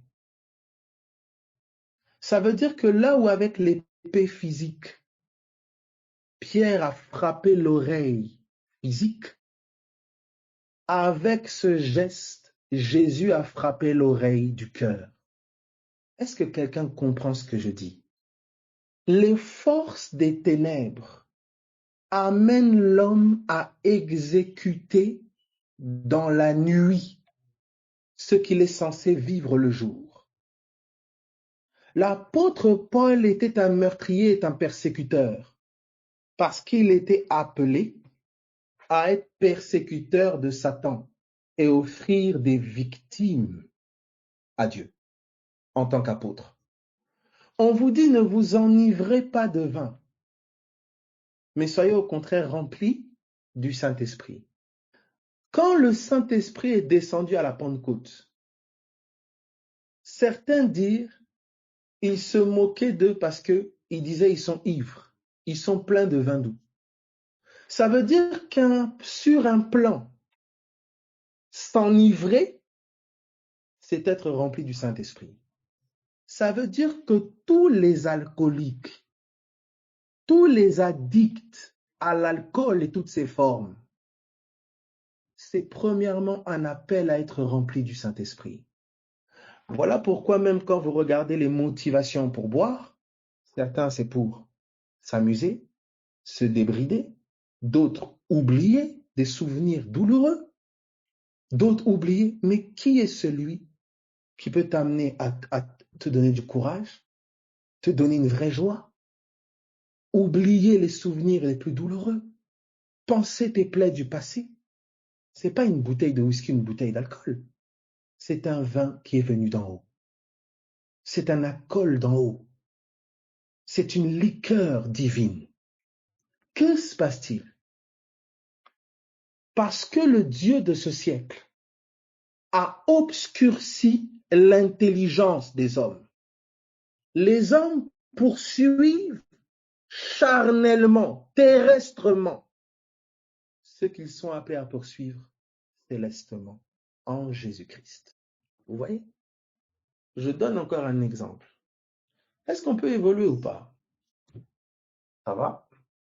Est-ce que ça va pour tout le monde? Alléluia. Gloire à Jésus. Vous prenez toutes les religions, la notion de la religion. C'est la pratique extérieure de vérités qui doivent être vécues premièrement à l'intérieur. Je m'explique. Vous allez prendre, je vais vous parler de la femme voilée. La femme voilée, donc qu'est-ce que ça veut dire? Est-ce que l'alcool est bon? Oui, ça dépend duquel. Est-ce que Dieu appelle à l'alcoolisme? Mais oui, Dieu appelle à l'alcoolisme, ça dépend duquel. Est-ce que Dieu appelle au meurtre? Ben oui, ça dépend duquel. Je précise, je parle des choses spirituelles, attention, parce que On risque de prendre mes audios là, me traiter de terroriste. Est-ce que nous sommes des terroristes? Écoutez, des martyrs. Qu'est-ce qu'un martyr? Il se tue et il tue les autres dans sa mort. Il amène d'autres dans sa mort. Mais c'est ce que l'Esprit a fait de nous. La mort agit en nous et elle amène d'autres à mourir à eux-mêmes. Il n'y a même pas de plus grand amour que de sacrifier sa vie. En fait, qu'est-ce que l'ennemi a fait? Des grands mouvements comme le communisme, soi-disant mettre tout le monde. Pourquoi les gens ont été séduits? Et la pensée, elle est divine. La forme est démoniaque. La race élue, race aryenne, tout ce que vous voulez. La pensée est divine. Une race sans défaut. La pensée est divine. La forme est démoniaque. Est-ce que quelqu'un est en train de comprendre mais je sais pas. Oh Jésus, est-ce que tu entends ça? Il y a plusieurs étages. Et quand tu te trompes d'étage, tu fais l'œuvre de Satan. Regarde. Quand tu penses que la maison de Dieu, c'est un bâtiment, tu vas te battre pour amener les gens dans un bâtiment. Mais la maison, c'est pas le bâtiment, c'est nous. Voilà. Selon le plan, selon ta perception, l'œuvre va être divine ou l'œuvre va être démoniaque. L'œuvre va être une œuvre de lumière ou l'œuvre va être une œuvre démoniaque. Quand l'apôtre Paul il est en train de persécuter les chrétiens pour les tuer, pour lui, il fait une œuvre divine. Mais c'est parce que son intelligence est obscurcie. Quand son intelligence est illuminée, il fait la même œuvre. Il fait la même œuvre. Sauf qu'il l'a fait en haut. Alléluia. Vous captez? Regardez. L'épée de la parole, elle te donne, l'épée de la parole, elle te donne quand on te parle de la mort, c'est le renoncement. Sur un plan, c'est le renoncement. C'est pas la mort là physiquement. Hein, on parle, la mort, c'est le renoncement. Tu vois, tu renonces à ta vie charnelle. C'est un renoncement. Si tu veux synonyme à mort pour l'homme intérieur, c'est renoncement. Et le Saint-Esprit va te mettre en lumière ce à quoi renoncer. Tu renonces premièrement à une mentalité. Tu renonces premièrement à une mentalité. Tu comprends? Mourir dans ton entendement, mourir à ton entendement charnel, c'est renoncer à une mentalité. Et tu ne peux pas renoncer à une mentalité de laquelle tu es esclave si on ne te présente pas une autre mentalité. C'est pour ça que faire de Jésus ton Seigneur et ton Sauveur, c'est faire de sa parole, faire de sa pensée, Seigneur sur ta pensée. Ça veut dire que ta pensée, c'est fini. C'est sa pensée maintenant qui règne. Si c'est A, que ça me plaise ou pas, c'est A. Si ça ne me plaît pas, je prie pour que ça me plaise. Mais Jésus est Seigneur. On parle d'un Seigneur, on ne parle pas d'un nounours ou non. On ne parle même pas d'une démocratie. On parle d'une seigneurie. Jésus est Seigneur. C'est un bon Seigneur. Et il est Seigneur. Il ne fait pas en fonction de mes envies, non. Parce que mes envies sont perverties par un entendement démoniaque. Moi, je ne pèse pas combien mes désirs sont pervertis par le péché. Je ne pèse pas combien mon âme est moulée par le péché et par les ténèbres. Je n'en mesure pas la gravité. Je ne mesure pas la mesure de contamination de mon âme. Vous voyez? C'est cela. Quelqu'un a encore la prétention de vouloir produire des pensées par elle-même, par lui-même, se dire oh oui, oh je l'ai pas. Parce que on ne connaît pas encore le degré et la mesure de perversion de notre âme. Tu n'oserais pas dire un mot hors de la parole. Tu n'oserais pas avoir une réflexion hors d'elle. Et tu savais combien ton entendement est perverti. Calculateur, manipulé. C'est pour ça que notre seule assurance, c'est Christ. C'est sa vie. C'est sa pensée. Est-ce que ça va pour tout le monde? Est-ce que ça va? Alors voici, vous voyez, les anges des ténèbres et les anges de lumière. En fait, là où ça travaille, c'est au niveau de ton entendement qui est obscurci. On obscurcit ton entendement, on obscurcit ta perception. ton entendement charnel permet aux esprits des ténèbres, donc aux esprits qui agissent dans l'ignorance, d'œuvrer. C'est pour ça qu'on dit à Paul, je t'envoie pour leur ouvrir les yeux, pour qu'ils passent des ténèbres à la lumière, de la puissance de Satan à Dieu. Comment c'est qu'ils sont sous la puissance de Satan? Parce qu'ils sont dans les ténèbres. Comment c'est qu'ils sont dans les ténèbres? Leurs yeux sont fermés. Leur entendement n'est pas éclairé. C'est pour ça que le renouvellement de l'intelligence par la parole de l'Évangile est absolument crucial. L'Évangile nous ouvre les yeux sur le véritable Dieu. C'est comme ça que Jésus dira aux pharisiens, vous voulez faire la volonté de votre père, le diable. Eux pensaient servir Dieu, mais selon leur perception et depuis leur perception, ils servaient le diable. Paul pensait servir Dieu. C'est ça qui est terrible. C'est que en fonction de ton entendement, tu peux être zélé, déterminé à poursuivre quelque chose et tu es motivé par un esprit mauvais. Si vous croisiez Paul et vous lui dites, mais qu'est-ce que tu fais? Il était déterminé. Pour lui, il fait la volonté de Dieu. Et c'est le cas d'ailleurs de même certains extrémistes, que ce soit, on va pour pas dire, je sais pas, djihadistes ou je ne sais, ou d'autres extrémistes sectaires ou religieux et autres. Ils sont persuadés. Un esprit les persuade. Et il te persuade, écoute-moi très bien, par une vérité appliquée à un étage inférieur. Et ça peut aller loin. La persuasion, elle peut aller très loin. Amen, amen. Quelqu'un dit donc c'est pas le fait seulement de parler la parole qui fait qu'elle agit, mais c'est aussi la pensée renouvelée de Christ en nous qui rend le décret actif, oui, fort, vivifié par le Saint-Esprit. Parce que le décret sur nos lèvres, c'est la parole dans notre cœur. Donc plus la parole, elle renouvelle, la pensée de Christ renouvelle notre entendement, et plus notre parole, elle a du poids.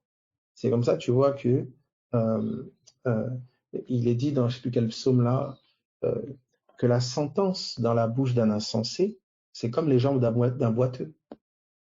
La sentence dans la bouche d'un insensé, donc d'un homme sans intelligence, c'est comme les jambes d'un boiteux. Ça veut dire que ma sentence, c'est des jambes. Ma parole a des jambes. Et la fermeté de ces jambes est liée à la clarté de mon entendement, à un entendement et une intelligence illuminée. La fermeté de mon décret. Vous voyez? Il y a un entendement éclairé. Vous voyez? C'est ainsi exactement, c'est l'abondance du cœur que la bouche parle. Vous voyez? Donc c'est vraiment, il y a cette œuvre simultanée de la pensée de Christ dans mon cœur et de sa parole sur mes lèvres. Vous voyez? Il y a cette, vous voyez? Là, on l'avait dit, hein, la parole au-dedans. C'est sa pensée dans mon cœur. Et c'est pour ça qu'en tournant mon cœur vers les pensées du Seigneur, vers l'Évangile, vers la parole de vie, vers l'Évangile, vers l'œuvre achevée de Christ, je tourne mon cœur vers l'Esprit de Dieu. Vous voyez? Et je permets donc à la révélation, à l'inspiration divine, d'inspirer mon cœur. Depuis ce que Christ a fait à la croix, depuis ce qu'il a accompli par sa résurrection, depuis qui il est. Quand mes yeux se tournent vers lui, il est une source d'inspiration. Vous voyez une muse, hein, pour un artiste, il regarde telle femme et elle l'inspire. Vous voyez, il va la regarder et elle va être une source d'inspiration. Jésus, inspiration, c'est esprit. Inspiration, c'est esprit. Le souffle, hein, j'inspire, c'est esprit. Le Saint-Esprit, c'est-à-dire la sainte inspiration, a pour source Jésus. Jésus est la source de la sainte inspiration. Il est la source du Saint-Esprit. C'est en regardant Jésus que les pensées du Saint-Esprit sont communiquées à ton cœur. Tu vois, tu peux pas regarder Jésus et dire Dieu veut tuer les gens. Tu peux pas regarder Jésus et dire ben voilà, la guérison n'existe plus. Tu peux pas regarder, tu vois, quand tu regardes Jésus, tu peux pas regarder Jésus et dire ben voilà, il y a des choses qui ne peuvent pas être nommées ou même conçues dans ta pensée quand tu regardes Jésus. Mais si tu regardes Élie, oui. Si tu regardes Moïse, oui. Si tu regardes, sachant que eux sont voilés. Un exemple, Tu vois Moïse changer l'eau en sang, tu vois Jésus changer l'eau en vin. Et note, l'eau en sang que Moïse a changé, les Égyptiens ne pouvaient pas boire. Ils buvaient, ils mouraient, ils ne pouvaient plus boire. Mais l'eau qui a été changée en vin, ils ont bien bu. Ça veut dire ce qui était un miracle de mort dans l'Ancienne Alliance était un miracle de vie dans le Nouveau. Le feu qui est descendu du ciel pour consumer, c'est le même feu qui est descendu du ciel à la Pentecôte pour donner la vie. Les frappes, les plaies qui ont frappé l'Égypte, c'est les miracles qui ont frappé dans Jérusalem. Est-ce que quelqu'un comprend ce que je dis? Je dis ce qui était miracle de mort dans l'Ancienne Alliance, c'était des miracles de vie dans le Nouveau. J'ai dit les plaies qui ont frappé l'Égypte, d'en bas, c'est les miracles qui ont frappé Jérusalem, qui ont frappé dans Jérusalem. Frappé quoi? L'incrédulité des gens. Les miracles frappaient l'incrédulité des gens. Donc je dis bien, les miracles, les signes, les miracles de mort étaient en crise des signes des miracles de vie. J'ai bien dit, des miracles. Vous comprenez? C'est cela. Donc quand vous voyez Élie faire descendre le feu du ciel, Jésus fait descendre le feu. Ça donne la vie. C'est ça que c'est passé à la Pentecôte. Des langues de feu sont descendues. Quand vous avez vu le puits, la manne dans le désert, ils ont mangé la manne, ils sont quand même morts. Mais la manne que Jésus était, il est le pain qui donne la vie. Vous voyez? Jésus a ramené le œil pour œil, dent pour dent, dans la dimension intérieure. Vous voyez? Un exemple. La femme adultère qui devait être lapidée. Jésus a dit que celui qui n'a jamais péché jette la première pierre. Tous ont déposé les pierres. Mais le seul qui n'avait jamais péché, c'était lui. Et quelle pierre il a lancée? Mais sa parole. Va et ne pêche plus. Il a levé la condamnation qui était sur elle. Les pierres qui étaient sur le point de la condamner, il les a fait poser au sol. Et la seule pierre qui a été lancée sur elle, c'est la pierre qui l'a justifiée et libérée de sa condamnation. Nous lapidons aussi, mais nous lapidons avec des pierres vivantes, des pierres qui justifient, pas des pierres qui condamnent et qui tuent dans la chair, mais des pierres qui condamnent l'incrédulité, tuent les œuvres de la chair pour communiquer la vie. Est-ce que quelqu'un comprend ce que je dis? C'est comme ça que la parole de Dieu est pour nous l'épée de l'esprit. Parce qu'avec cette parole, la mentalité charnelle est transpercée par l'épée qui sort de nos bouches. Vous voyez? Nous ne sommes plus dans la même guerre. Hier, les hommes combattaient contre la chair et le sang. Nous, nous combattons contre des esprits méchants, des autorités, des principautés, des esprits méchants dans les lieux célestes. Le combat a changé d'étage parce que l'illumination est parvenue. La vérité est venue. Notre entendement a été éclairé. Nous avons découvert le véritable combat. Nous avons découvert la véritable captivité. Israël a été captif de Babylone, captif des Mèdes et des Perses, captif des Grecs, captif de Rome. Ces captivités étaient différentes formes de la captivité du péché et de l'incrédulité. Mais lorsque Jésus est venu, il n'est pas venu pour libérer de la captivité romaine premièrement. Il est venu pour libérer de la captivité du péché. Il nous a révélé la véritable captivité. Il nous a révélé le véritable salut. Vous voyez? C'est pour ça qu'il est venu par un temps et comme un temps de réforme. Réformation hébreu dit. Vous voyez la réforme? C'est le passage de l'extérieur à l'intérieur. C'est le passage de la réalité naturelle à la réalité spirituelle. Les choses sont vécues depuis le dedans. C'est cela. Vous voyez un peu? C'est pour ça que c'est essentiel la mentalité. Vous comprenez? Et vous allez voir que quand votre mentalité se renouvelle sur le modèle de la pensée de Christ, des apôtres et autres, il y a une persécution naturelle. Naturelle. Quelqu'un qui va considérer que le Shabbat c'est sacré, que le dimanche ou le samedi c'est le jour du Seigneur. Et toi qui comprends que le jour, c'est la lumière, et que le jour du Seigneur, le jour du repos, c'est personne d'autre que Christ. Il est le véritable Shabbat. Il est le jour du Seigneur. Ça veut dire que pour toi, le repos, c'est sa présence dans ton cœur. Pour toi, le repos, c'est sa parole donnant foi et repos à ton âme. Ça veut dire que tu ailles le samedi ou le dimanche, ça ne te pose plus de problème. Toi, un jour de la semaine n'importe plus, puisque le jour t'habite, le repos est en toi.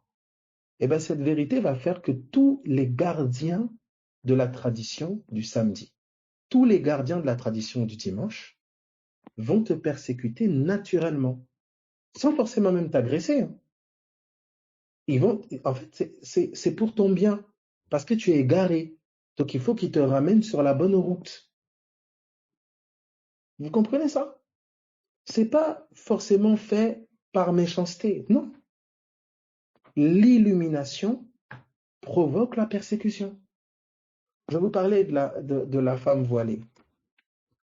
Le voile est premièrement la notion du voile est cette notion de femme qui est cachée, afin que c'est que son époux qui est vu. Mais c'était un grand message là. Il y a un message. L'Église doit être cachée afin que seul Christ soit vu. Ce n'est plus moi qui vis, c'est Christ qui vit en moi. D'où cet appel à l'humilité, afin que sa gloire à lui paraisse. La femme voilée est une église dans l'humilité. Le vrai voile est celui de l'humilité. Ce n'est pas un voile de tissu. Donc, du coup, je peux être voilée physiquement, une femme peut être voilée physiquement et pleine d'orgueil. Le voile est celui du voile du cœur. Ce n'est pas un voile en tissu. Comment un voile en tissu pourrait-il changer quelqu'un ou même être spirituel? Je parlais des ablutions. C'est pareil. Les ablutions, tu laves tes mains, tu laves ta tête, tu laves tes pieds ou je ne sais, pour pouvoir être pur, pour pouvoir prier. Est-ce que de l'eau liquide peut purifier quelqu'un? Jamais. Mais c'est l'eau de la parole. Jésus a dit, si mes paroles demeurent en vous, demandez ce que vous voudrez. Donc nous avons les ablutions. Mais c'est les ablutions de notre entendement par les eaux de la parole. Vous comprenez? C'est les ablutions de notre entendement par les eaux de la parole. Purifie-les, qu'elles soient purifiées par l'eau de la parole, en parlant de son épouse. Donc nous avons des ablutions, nous croyons aux ablutions, mais celles d'en haut. Prier en direction du lieu sacré. Mais nous prions en direction du lieu sacré, nous prions en direction du temple. La parole dit que l'Esprit lui-même intercède et c'est en faveur des saints. Ça veut dire c'est tourné vers les saints. Oui, ça veut dire qu'il intercède tourné vers le temple. Est-ce que quelqu'un comprend ce que je dis? Est-ce que ça va? Écoutez, vous allez voir que si vous ouvrez l'oreille, vous allez remarquer que tout le monde cherche Jésus en bas. Très bien. On va vous parler de, je sais pas moi, comment on appelle ça? Thérapie par l'eau, machin. L'eau, c'est la parole. Les pierres, machin. Regardez, vous allez voir que tout le monde cherche en bas. Et c'est pour ça que l'illumination, elle vient par le Saint-Esprit. Quand le Saint-Esprit révèle la vérité, c'est ça l'esprit de vérité. Le véritable, eh ben, le mensonge, la copie est abandonnée. Il faut que l'alcoolique ait la révélation du véritable alcool. Il faut que le drogué ait la révélation du véritable remède, de la véritable drogue. Vous comprenez? Il faut que l'addict à la sexualité ait la révélation de la véritable sexualité. Regardez, on dit Adam connut Ève. Connu Ève. Jésus dit, je vous ai jamais connu. Par la certaine personne, je vous ai jamais connu. Dieu parle à Israël, il dit, tu es allé avec des amants.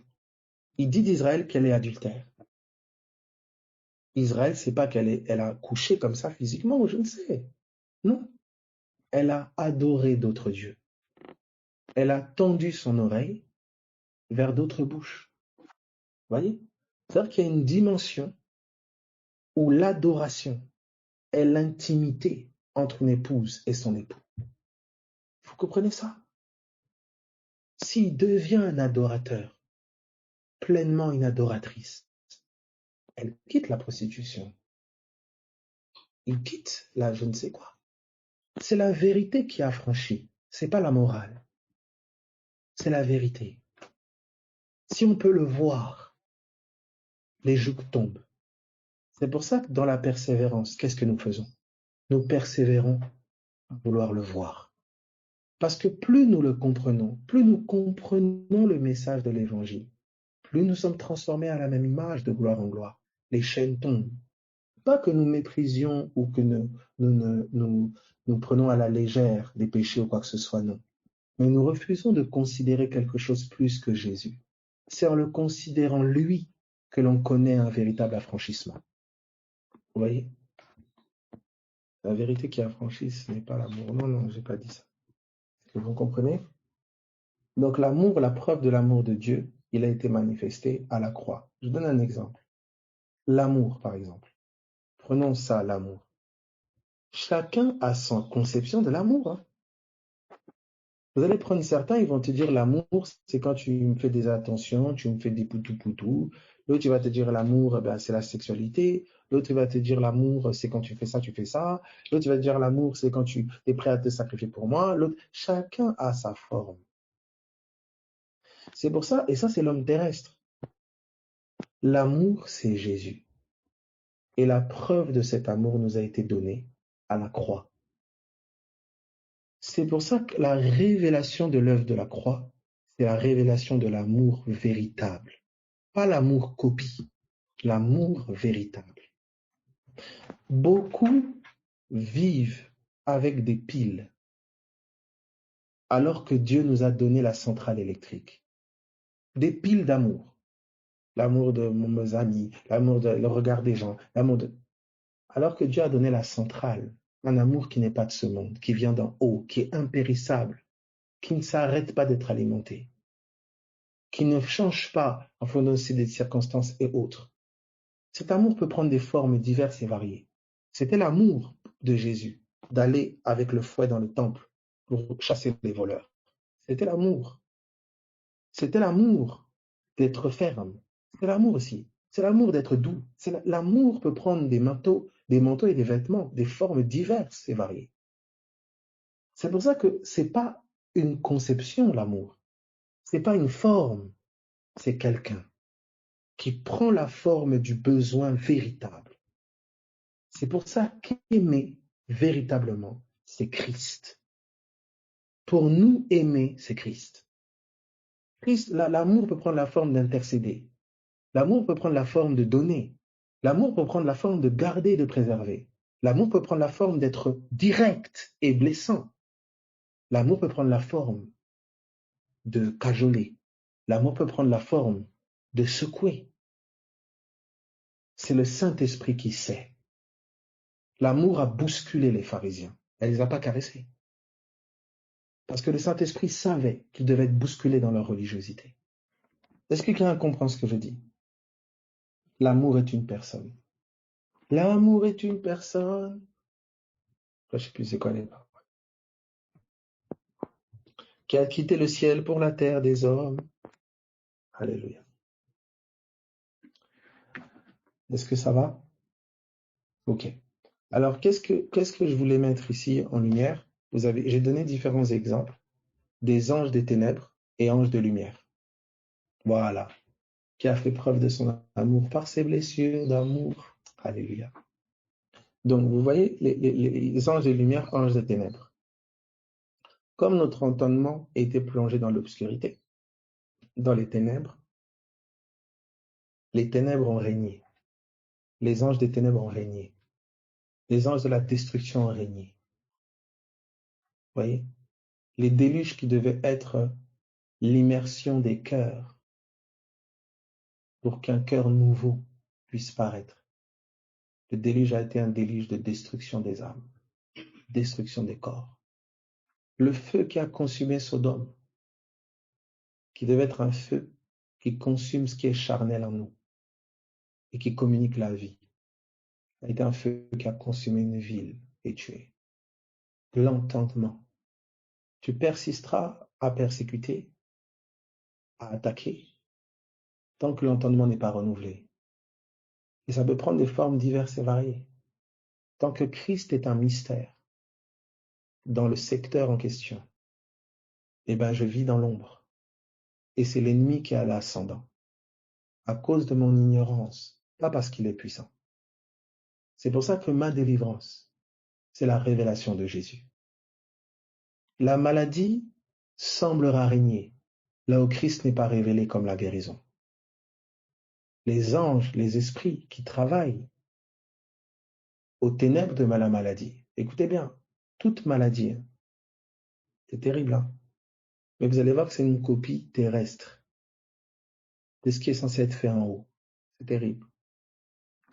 Les organes, c'est l'anatomie spirituelle. C'est un chef-d'œuvre.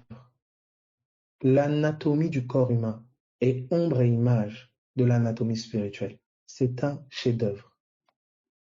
C'est pas, alors, comprenez? Et quelqu'un pose la question, ben, est-ce normal que dans certains combats, on ne sache pas ce qui doit mourir en nous? Exemple, on impose les mains, mais pas de résultat, et on ne sait pas à quoi renoncer. Est-ce qu'on est censé savoir ce qu'on doit mourir en nous? Vous voyez déjà? Alors, je m'explique. Ici, déjà, bon, désolé, hein, sœur, je réponds. Toute la conception de la question, elle n'est pas christique. Un fils ne pense pas comme ça.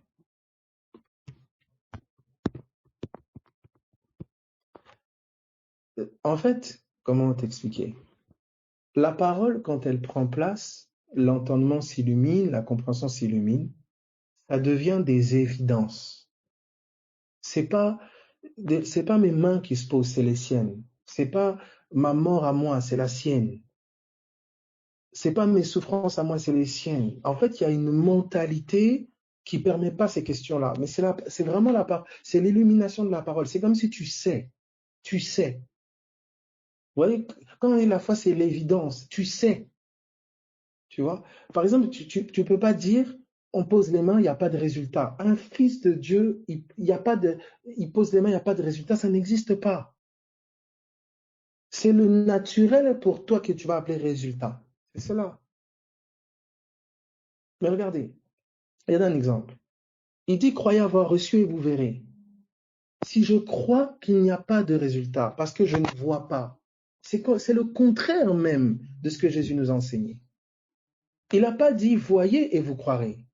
Il a dit, croyez et vous verrez. Ça veut dire que je suis appelé à croire même si je ne vois pas. Quel que soit le temps que je ne vois pas, quel que soit, vous comprenez, je ne peux pas raisonner et réfléchir comme quelqu'un, vous comprenez, qui ne voit pas. Non, c'est un entendement charnel, ça c'est mon entendement. C'est pour ça que face aux échecs, ma foi elle est mise à l'épreuve. Face à ce que l'homme charnel appelle échec, ma foi elle est mise à l'épreuve. Ma persévérance elle est éprouvée. Et ça révèle qu'est-ce qui domine encore mon cœur. Je ne dis pas que c'est fait parce que je le vois charnellement. Je dis que c'est fait parce que je l'ai vu en esprit. Si ça ne m'a pas été montré, si ça n'a pas été déposé comme une évidence dans mon cœur, je vais forcer. Quand Paul voit en vision Ananias qui vient lui imposer les mains, il a vu. Le temps maintenant où Ananias doit venir pour lui imposer les mains, c'est une autre chose. Mais en esprit, il a vu. Il te parle et dit, j'ai vu. Et il peut rendre grâce. Quand Jésus rend grâce à cause des pains, les pains, ils ne sont pas multipliés, mais il rend grâce. Il ne force pas. Il ne se dit pas, il faut que je rende grâce pour que le pain se multiplie. Non. C'est l'évidence de la révélation du Saint-Esprit. C'est comme une évidence déposée. Et cette évidence, elle est déposée dans la prière. En m'exposant, en fait, en m'exposant au soleil. C'est pour ça que là où je vois, par exemple, que je doute, je confus, je dois m'exposer, continuer de m'exposer, continuer de m'exposer, continuer de m'exposer. Par la méditation, la prière, persévérer, continuer à m'exposer. Il n'y a que ça. Je m'expose en comptant sur sa promesse. Il m'a promis la vie. Il m'a promis la vie. Ce n'est pas mon mérite. Il me l'a promis. Et c'est juste par la persévérance que nous saisissons ce qui nous a été donné en héritage. Il nous l'a promis. Donc nous nous exposons et nous attendons à sa miséricorde. Nous nous exposons, nous attendons à sa miséricorde. Ce n'est pas un dû, ce n'est pas une dette, c'est une grâce. Donc nous nous exposons, parlant son langage, voyant comme lui, gardant sa parole, même si nos yeux et nos sens ne l'aperçoivent pas encore. pleinement. Nous gardons. Nous rendons grâce pour les petites choses déjà vues. Nous rendons grâce encore. Vous voyez, c'est un style de vie. C'est une mentalité. C'est la vie de l'homme intérieur. C'est pas, premièrement, l'homme du dehors. Vous voyez? Alors, oui, mais si quelque part je vois jamais de résultat, je vois rien, je vois rien, je vois rien, je vois rien, tu vois. Honnêtement, si ton homme intérieur est vraiment imbibé, tu vas pas voir rien, rien, rien. Non. Donc c'est pour ça qu'il y a juste à persévérer, à s'imbiber de la révélation de l'œuvre achevée de Christ. Vraiment, si je peux laisser là avec quelque chose, priez continuellement dans vos cœurs, dans vos langues, tout ce que vous voulez, pour la révélation de l'œuvre de la croix. Les vérités qui en découlent sont tellement renversantes pour nos mentalités charnelles. C'est terrible. Mais c'est là que toute la vérité, c'est de là que toute la vérité découle. L'œuvre de la croix. Priez, qu'est-ce que je veux dire par là? Quand vous êtes en langue, pensez à ça. Soupirez à ça. Vous dormez, avant de vous endormir, pensez à ça. Seigneur, révèle-moi l'œuvre de la croix. Illumine mon entendement. Révèle-moi. Soupirez après ça. Vous pleurez, pleurez pour comprendre ça. Vous vous douchez, pensez à ça. Vous êtes aux toilettes, pensez à ça. Vous êtes en train de manger, pensez à ça. Soupirez à comprendre l'œuvre achevée de Christ et qui il est. Vous comprenez? Entretenez ça dans votre cœur. Occupez votre cœur à saisir cette œuvre. C'est de là que tout va découler. Ta guérison, ta délivrance, ton foyer restauré, tout, c'est de là. C'est de là. Si tes yeux voient, comprennent ça, c'est de là que tout part. La simplicité à l'égard de Christ, elle est là. Ne t'éparpille pas. L'ennemi va essayer, exactement le serpent d'airain, l'ennemi va essayer de te distraire, amener ton cœur à t'inquiéter et t'agiter pour beaucoup de choses. Mais une seule chose est nécessaire. Une seule. Il n'y en a pas 1000. Tu vois. Donc exerce ton cœur, tu vois, au nom de Jésus. Ah, Seigneur, illumine mon entendement. Pense à ça. Pense à ça. Tu vois, quand tu es en train de penser à ça, tu es en train de regarder la croix. Pense à ça. Tu vois, au travers des enseignements que tu entends, au travers, voilà, tout ce qui peut t'inspirer à penser à ça. Entretiens ça. Seigneur, donne-moi, révèle-moi ton œuvre. Révèle-moi ta croix. Révèle-moi les implications et les conséquences de ce que tu as fait. Les conséquences pour moi. Illumine mon entendement, Seigneur. Je sais avec la tête. Je sais que par tes meurtrissures, je suis guéri. Je sais que voilà. Mais si je savais profondément qu'il y a des agissements que je n'aurais plus, il y a des comportements que je n'aurais plus, révèle-moi profondément. Pose cette évidence dans mon cœur, Seigneur. Et tu es là, brosori abashanta. Et tu t'attends. Tu t'attends là. Illumine mon entendement. Révèle-moi ta croix. Révèle-moi ton œuvre parfaite à Golgotha. Ta résurrection. Tu es seulement là. Tu vois, c'est des minutes, des heures, des jours, des semaines, des mois, années, je sais pas. Mais reste là. Dors près de l'arche jusqu'à ce que la voix se fasse entendre. Je répète, dors près de l'arche jusqu'à ce que la voix se fasse entendre. Et c'est elle qui produit la vie. C'est elle qui fait enfanter. C'est elle, c'est cette voix. C'est à cette voix-là que les anges les plus puissants obéissent et exécutent les ordres. Donc, sois encouragé là où tu es, sois fortifié au nom de Jésus. On touche à pas mal d'éléments. J'essaie de donner des exemples un peu concrets, etc. Vous voyez un peu la pensée. Donc, ayez toujours cette orientation. Alors, le but, c'est pas de vouloir expliquer des trucs compliqués. Non, non, non, non, non. Vous voyez, c'est surtout que les cœurs puissent être renouvelés dans leur entendement. Là, la pensée qui ressort, c'est OK. En fonction de mon entendement obscurci ou dans les ténèbres, obscurci ou dans la lumière, eh ben, il y a différentes activités spirituelles. Je permets aux anges des ténèbres d'opérer là où je suis ignorant. Je permets aux anges de lumière d'opérer, de travailler là où je suis illuminé par la lumière de l'évangile. Donc, le monde spirituel, vraiment, j'interagis avec la lumière qui est dans mon cœur. Vous voyez, ça, c'est cette pensée. Donc, que ton entendement, que ton intelligence soit illuminée par la compréhension de l'œuvre de la croix, de ce que Christ a accompli, sa mort, son ensevelissement, sa résurrection, afin qu'il apparaisse, parce que ta vie est cachée en lui, tu vois. Donc, de manière pratique, pense à Golgotha, pense à ce que Jésus a fait à la croix, tu vois. Pense à toutes les différentes formes que ça peut prendre, tu vois, les formes de mort. Tu vois la mort dans Joseph, tu vois la mort dans Abraham, tu vois la mort dans Jacob, tu vois. Et par leur promesse accomplie, tu vois la résurrection de Jésus. Pense à l'œuvre de la croix. Pense à ce que Christ a accompli. Si on peut aller au plus simple, pense à comment il a pris ta maladie, comment il a pris tes péchés, comment il a pris ton infirmité, comment il a pris tes fautes, combien la sentence qui devait tomber sur toi est tombée sur lui, combien il est en pleine communion avec ce que tu peux vivre et traverser.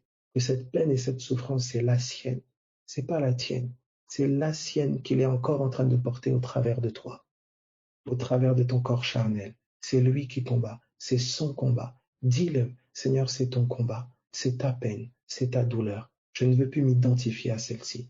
Je ne veux plus m'identifier à cela. C'est ton combat, c'est ta peine. Moi, je prends ta vie. Toi, prends ma mort. Moi, je prends ta gloire. Moi, je prends ta couronne de gloire. Prends, Seigneur, cette couronne d'épines. Au nom de Jésus-Christ de Nazareth. Tu as pris et je crois que tu as pris. Je crois que tu as porté. Je crois que tu as pris mon passé et mon histoire et tu m'as donné ton passé et ton histoire.